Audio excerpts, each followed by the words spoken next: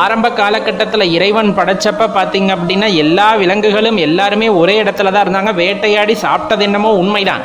ஆனால் மனிதனுக்கு ஆறாம் அறிவுன்னு ஒன்று இருக்குது.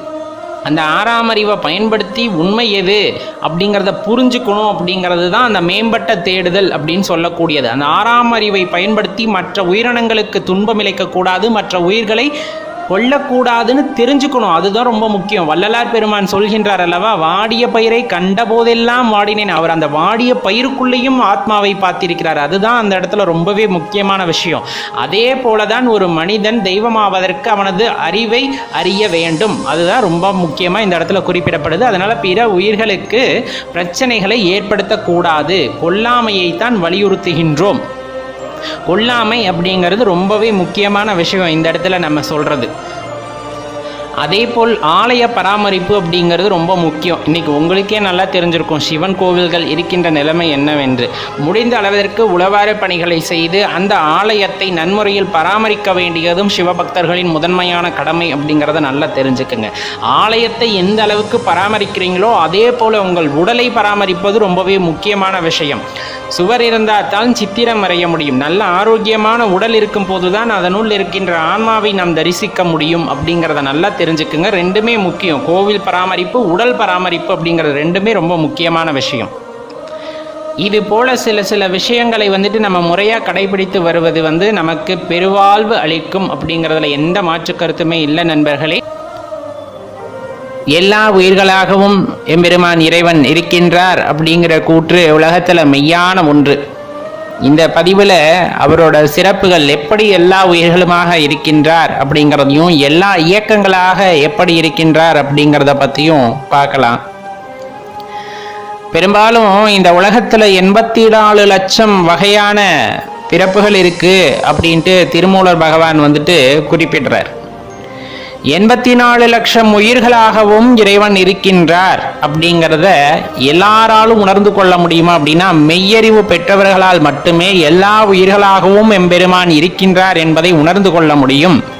அப்படி உணர்ந்து கொண்டால் அது அவர்களுக்கு இறைவன் அளித்த பரிசு அப்படின்னு குறிப்பிடப்படுது.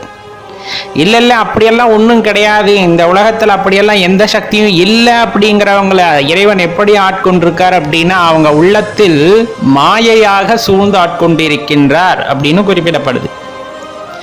கடவுள் இருக்கார், அவரை தேடுகின்றேன், அவரை அடைய வேண்டும் அப்படிங்கிறவங்களுக்கு வழிகாட்டுதலாகவும் இறைவன் இருக்கின்றார்.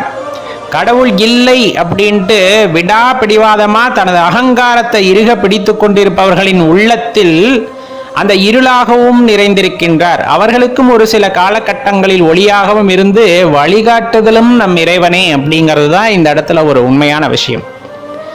சொல்லும் போது எல்லாமே சொல்லுவாங்க. பஞ்சபூதமாகவும் வீற்றிருக்கின்றார் எம்பெருமான், சூரிய சந்திரனாகவும் இருக்கின்றார் அப்படின்னு குறிப்பிடப்படும். நீங்க எந்த பொருளை எடுத்துக்கிட்டாலும் அதுல சிவத்தை காண முடியும் அப்படிங்கிறது தான் உண்மை.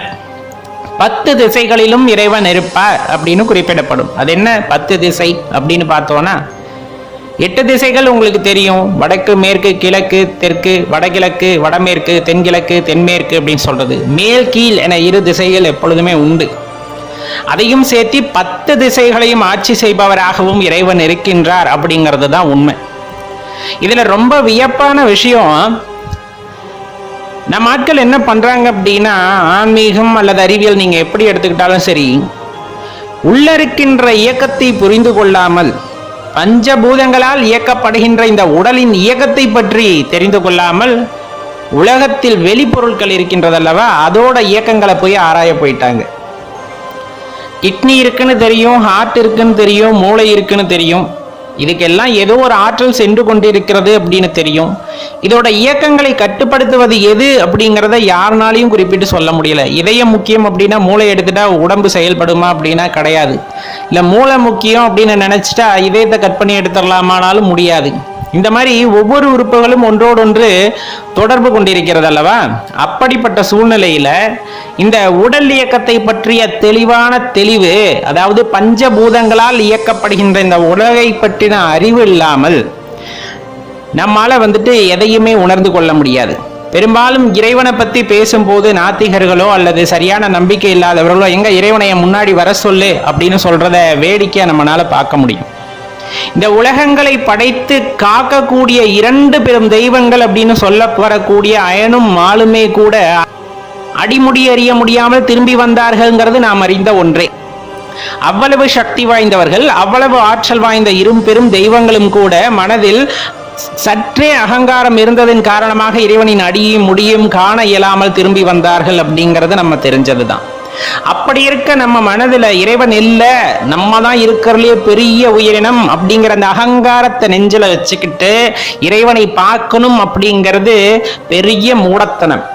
முதல்ல இறைவனை உணர்வதற்கு முற்பட வேண்டும், அப்புறம்தான் இறைவனை காண்பதற்கு